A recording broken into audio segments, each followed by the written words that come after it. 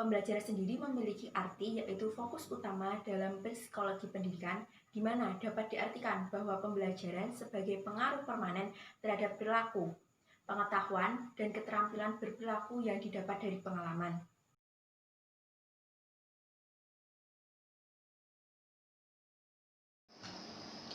Pendekatan untuk pembelajaran antara lain, yang pertama, behavioral. Behavioral adalah perilaku harus dijelaskan melalui pengalaman yang dapat dilihat bukan dengan proses. Yang kedua, kognitif. Kognitif adalah pemrosesan informasi, menekankan bagaimana seseorang memproses suatu informasi melalui perhatian, ingatan, dan pemikiran. Konstruktivitas kognitif menekankan pada pengetahuan dan pemahaman khusus. Ada 4 pendekatan utama, yaitu kognitif sosial, pemrosesan informasi kognitif, konstruktivitas kognitif, dan konstruktivitas sosial.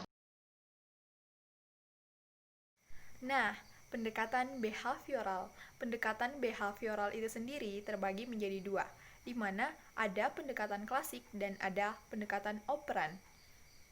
Pendekatan klasik.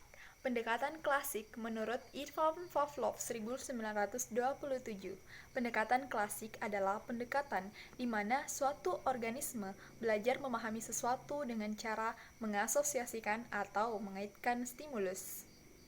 Kemudian, dalam pendekatan klasik ada 4 aspek utama, di mana yang pertama ada generalisasi. Generalisasi itu sendiri adalah tendensi dari stimulus baru yang sama dengan conditioned stimulus yang asli untuk menghasilkan respon yang sama. Kemudian yang kedua ada diskriminasi. Diskriminasi adalah keadaan ketika organisme merespons stimulus tertentu tetapi tidak merespons stimulus lainnya. Kemudian yang ketiga ada pelenyapan. Pelenyapan adalah pelemahan conditioned respon karena tidak ada unconditioned stimulus. Kemudian poin yang keempat ada desensitasi sistematis, di mana adalah sebuah metode untuk mengurangi kecemasan dengan cara membuat individu mengasosiasikan relaksasi dengan visualisasi situasi yang menimbulkan kecemasan. Setelah dari pengkondisian klasik, kita sekarang beralih ke pengkondisian operan.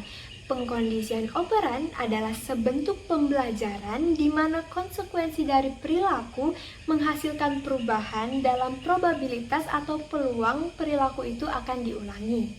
Terdapat 2 unsur dalam pengkondisian operan. Yang pertama adalah penguatan dan hukuman. Penguatan atau reinforcement adalah konsekuensi yang meningkatkan probabilitas atau peluang bahwa suatu perilaku akan terjadi. Penguatan terbagi menjadi 2. Yang pertama adalah penguatan positif dan yang kedua adalah penguatan negatif. Penguatan positif adalah frekuensi respon meningkat karena diikuti dengan stimulus yang mendukung. Sedangkan penguatan negatif adalah frekuensi respon meningkat karena diikuti dengan penghilangan stimulus yang merugikan. Yang selanjutnya adalah hukuman atau punishment. Hukuman adalah konsekuensi yang menurunkan probabilitas atau peluang terjadinya suatu perilaku. Unsur selanjutnya adalah generalisasi. Generalisasi dalam pengkondisian operan berarti memberikan respon yang sama terhadap stimulus yang sama. Di dalam generalisasi terdapat 2 unsur, yang pertama adalah diskriminasi dan yang kedua adalah pelenyapan. Untuk diskriminasi adalah pembedaan di antara stimulus dan kejadian lingkungan. Sedangkan pelenyapan terjadi ketika respon penguat sebelumnya tidak lagi diperkuat dan responnya menurun. Analisis perilaku terapan dalam pendidikan. Apa itu analisis perilaku terapan? Analisis perilaku terapan berarti mengaplikasikan prinsip pengkondisian operan untuk mengubah perilaku manusia. Ada 2 strategi dalam menggunakan analisis perilaku yang penting dalam bidang pendidikan. Yang pertama adalah meningkatkan perilaku yang diharapkan. Yang kedua, mengurangi perilaku yang tidak diharapkan. 5 strategi pengkondisian operan yang dapat dipakai untuk meningkatkan perilaku anak yang diharapkan. Yang pertama, memilih penguatan yang efektif. Mencari penguatan mana yang paling baik untuk murid, yakni mengindividualisasikan, artinya mengistimewakan subjek pendidik dengan adanya hubungan baik antara pendidik dengan subjek pendidik. Yang kedua, menjadikan penguat kontingen dan tepat waktu. Pertanyaan, jika dan maka dapat dipakai untuk menjelaskan kepada murid apa yang harus mereka lakukan untuk mendapatkan imbalan. Contohnya adalah, jika ada yang ingin maju ke depan, maka ibu akan memberikan nilai yang baik. Di sini dilakukan dengan adanya keinginan yang berasal dari murid, bukan pemaksaan. Yang ketiga, memilih jadwal penguatan terbaik.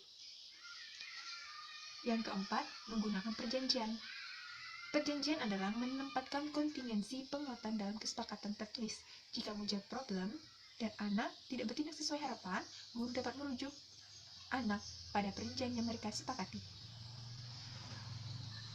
Yang kelima, menggunakan penguatan negatif secara efektif. Penerapan ini harus dilakukan dengan hati-hati untuk anak yang tidak memiliki kemampuan regulasi yang baik. Yang keenam, menggunakan prop and shaping.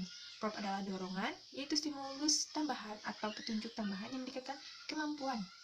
Suatu stimulus diskriminatif akan menghasilkan hasil yang diinginkan. Shaping adalah pembentukan, adalah pengajaran perilaku baru secara terus-menerus, memperkuat perilaku yang mendekati perilaku sasaran. Sasaran di sini adalah pendidik atau murid. Yang keenam adalah menggunakan prop and shaping. Sebuah prop adalah dukungan, yaitu stimulus tambahan atau petunjuk tambahan yang meningkatkan kemungkinan suatu stimulus diskriminatif akan menghasilkan hasil yang diinginkan. Lalu ada shaping. Shaping adalah pembentukan, yaitu pengajaran perilaku baru secara terus-menerus memperkuat perilaku yang mendekati perilaku sasaran. Jadi, secara singkat, prop itu adalah dorongan atau dukungan, sedangkan shaping itu adalah kebiasaan di kelas. Dan yang kedua itu adalah mengurangi perilaku yang tidak diharapkan. Strategi untuk mengurangi perilaku yang tidak diinginkan antara lain, yang pertama, menggunakan penguatan diferensial, yaitu guru bisa memperkuat perilaku yang lebih tepat atau perilaku yang bertentangan dengan apa yang sedang dilakukan murid. Yang kedua, menghentikan penguatan. Menghentikan penguatan adalah menghilangkan penguatan dari perilaku. Banyak perilaku yang tidak tepat justru bertahan karena atensi guru. Contohnya adalah, jika ada anak nakal, mereka akan cenderung lebih keras jika guru mengekang mereka. Maka, hal yang paling tepat adalah memberikan perhatian. Yang ketiga, menjauhkan stimuli yang diharapkan. Strategi paling umum untuk menjauhkan stimuli yang diinginkan adalah time out. Strategi kedua adalah response cause. Yang keempat, menyajikan stimuli yang tidak menyenangkan. Stimulus yang tidak disukai menjadi bentuk hukuman, hanya jika ia menunjukkan perilaku. Bentuk paling umum dari hukuman di kelas adalah teguran verbal. Hukuman harus digunakan sebagai opsi terakhir dan diiringi dengan penguatan atas respon yang diharapkan. Hukuman fisik tidak boleh dipakai di kelas. Teori kognitif sosial Bandura. Teori kognitif sosial yaitu faktor sosial dan kognitif, juga faktor perilaku, memainkan peran penting di dalam proses pembelajaran. Bandura mengembangkan model determinisme resiprokal yang terdiri dari 3 faktor utama, yaitu perilaku, kognitif, dan lingkungan. Faktor-faktor dalam teori kognitif sosial Bandura antara lain yaitu yang pertama, kognisi itu mempengaruhi perilaku. Jadi, pengertiannya, sebuah kognisi yang ada di dalam diri seseorang itu akan mempengaruhi perilaku di dalam diri seseorang tersebut. Kemudian yang kedua, yaitu perilaku mempengaruhi kognisi. Jadi, selain kognisi itu mempengaruhi perilaku, ternyata perilaku itu juga mempengaruhi suatu kognisi. Kemudian yang ketiga yaitu lingkungan mempengaruhi. Jadi, bagaimana lingkungan dari seseorang tersebut, lingkungan entah dari keluarganya, entah dari sekolah ataupun dari masyarakat, itu sangat mempengaruhi dengan perilaku seseorang tersebut. Kemudian yang keempat, perilaku mempengaruhi lingkungan. Jadi bagaimana kita berperilaku itu akan memberi dampak kepada lingkungan tersebut. Jadi contohnya, kalau kita berbuat baik, maka lingkungan itu akan ikut menjadi lingkungan yang baik, seperti itu. Kemudian yang kelima, kognisi mempengaruhi lingkungan. Jadi sebuah kognisi itu bisa mempengaruhi sebuah lingkungan, entah lingkungan di dalam keluarga, entah itu lingkungan di dalam sekolah, ataupun lingkungan di dalam masyarakat. Kemudian yang terakhir, yaitu lingkungan mempengaruhi kognisi. Jadi selain kognisi mempengaruhi sebuah lingkungan, ternyata sebuah lingkungan juga bisa mempengaruhi sebuah kognisi. Di sini saya akan menjelaskan mengenai pendekatan kognitif sosial dalam pembelajaran. Pendekatan kognitif sosial dalam pembelajaran dapat diterapkan dengan model pembelajaran observasional, yaitu pembelajaran yang dilakukan ketika seseorang mengamati dan meniru perilaku orang lain. Ada dua pelaku utama dalam metode pembelajaran ini. Yang pertama, pengamat atau observer, dan yang kedua, orang yang diamati atau model. Menurut Bandura, ada 4 proses spesifik yang terlibat dalam pembelajaran. Yang pertama, atensi atau perhatian. Seorang pengamat memperhatikan perilaku yang diperagakan oleh model agar ia benar-benar memahaminya. Yang kedua, retensi atau ingatan. Informasi yang telah didapat disimpan baik dalam bentuk imajinatif maupun verbal. Yang ketiga, produksi. Informasi yang telah didapat dan disimpan tersebut kemudian direalisasikan dalam bentuk perilaku nyata. Yang keempat, motivasi. Seorang pengamat memiliki motivasi yang tinggi untuk melakukan tingkah laku yang sama dengan modelnya. Selain itu, penerapan pendekatan kognitif sosial dalam pembelajaran juga memiliki 2 elemen penting. Yang pertama, self-evisasi. Menurut Wolfowitz, self-evisasi merupakan keyakinan individu tentang kompetensi atau efektivitas pribadi di bidang tertentu.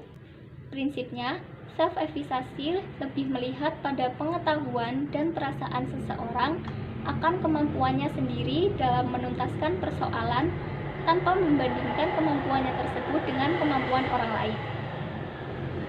Barry Zimmerman pada tahun 2020 dalam workbook menyatakan pengertian self-regulation sebagai proses dalam pembelajaran yang digunakan untuk mengaktifkan, mempertahankan pikiran, perilaku, dan emosi individu dalam menggapai tujuan tertentu. Dalam praktiknya, kriteria pembelajaran menggunakan metode tersebut lebih mengarah kepada menuntut siswa untuk lebih mengorganisir keterampilan belajarnya secara mandiri dan teratur, sehingga mereka bisa tetap terus belajar secara mandiri seumur hidupnya. Keterampilan belajar ini membutuhkan kemampuan akademik dan pengendalian diri dalam membuat proses pembelajaran tersebut agar lebih mudah.